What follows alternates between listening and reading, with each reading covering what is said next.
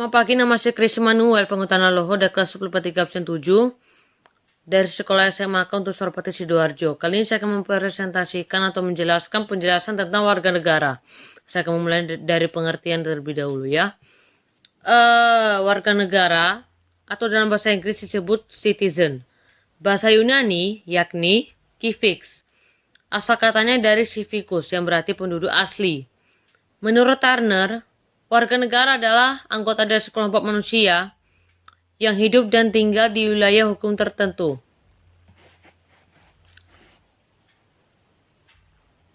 Kedudukan warga negara dalam negara itu ada dua. Berdasarkan penentuan warga negara, yaitu assasus solis dan assasus sanguinis. Assasus solis itu adalah kewarganegaraan seseorang ditentukan dari tempat di mana orang tersebut dilahirkan. Kemudian assasus sanguinis itu adalah kewarganegaraan seseorang ditentukan berdasarkan keturunan dari orang tersebut. Jadi yang bagian berikutnya, penentuan kewarganegaraan itu ada dua. Ada asas persamaan hukum dan asas persamaan derajat. Ada dua masalah kewarganegaraan. Yang pertama, apatrid.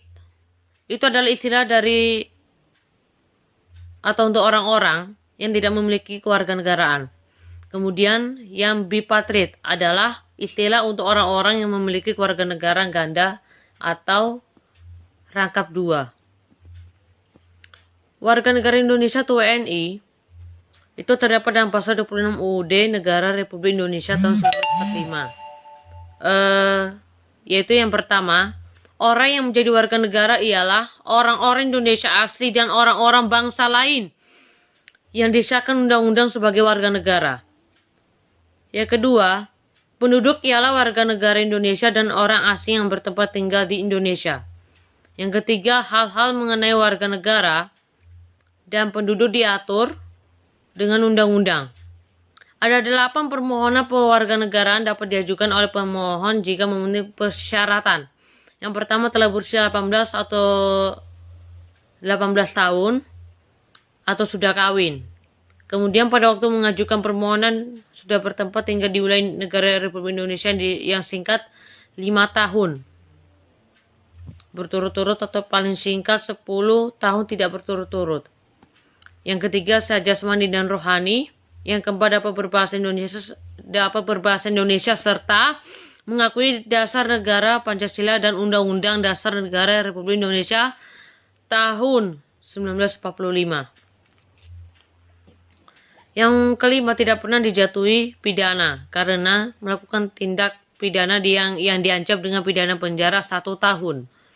Kemudian jika dengan memperoleh kewarganegaraan Indonesia tidak menjadi kewarganegaraan ganda. Yang ketujuh, mempunyai pekerjaan dan atau berpenghasilan tetap. Yang terakhir, membayar uang pewarganegaraan ke kas negara. Asas kewarganegaraan hukum itu ada 4. Assasus sanguinis, assasus soli, asas kewarganegaraan tunggal, dan asas kewarganegaraan ganda terbatas.